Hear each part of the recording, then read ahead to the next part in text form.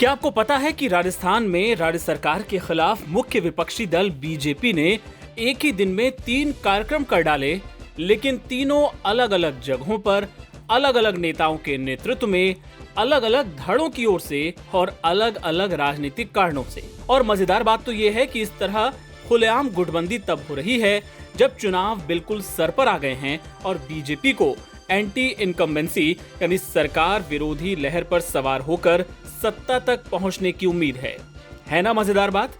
चलिए इसे थोड़ा और विस्तार से समझते हैं और इन पूरे कार्यक्रमों के बारे में आपको बताते हैं। पूर्व मुख्यमंत्री वसुंधरा राजे सिंधिया के समर्थकों ने सालासर में दिन भर का कार्यक्रम रखा था।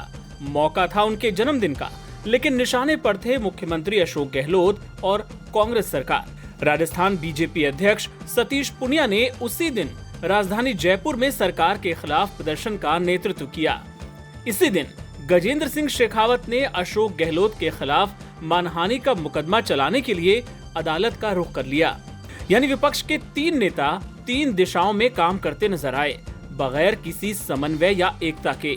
सबकी अपनी मंजिल, अपना स्वार्थ और अपनी राजनीति, अपने लोग। निशाने पर भले ही एक व्यक्ति यानी मुख्यमंत्री अशोक गहलोत हों। राजनीति के जानकारों का मानना है कि बीजेपी का केंद्रीय नेतृत्व इससे खुश नहीं है। उन्होंने इस तरह की खुलेआम गुटबंदी और समन्वय व एकता की कमी पर सवाल खड़े किए हैं और संकेत दिया है कि ऐसा आगे नहीं चल पाएगा। लेकिन राजनीतिक विश्लेषकों का कहना है कि इस तरह की गुटबंदी न तो कोई नई बात है और न ही चौंकाने वाली है।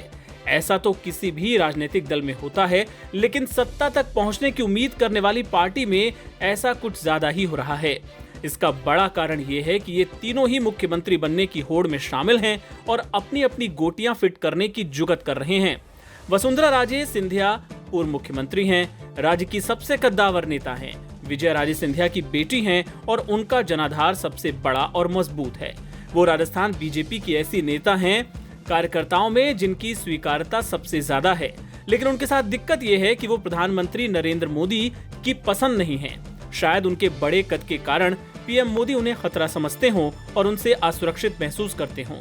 राज्य अध्यक्ष होने के नाते सतीश पुनिया का दावा स्वाभाविक ही है। वे अपने लोगों को एकजुट रखने की रणनीति पर चल रहे हैं ताकि टिकट बंटवारे में अपने लोगों को फिट कर सकें और चुनाव नतीजे आने के बाद सबसे अधिक लोग उनके साथ नजर आएं।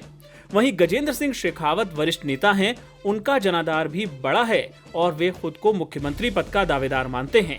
जाहिर है ऐसे में गुटबंदी तो होगी ही और उसका नतीजा सबके सामने है।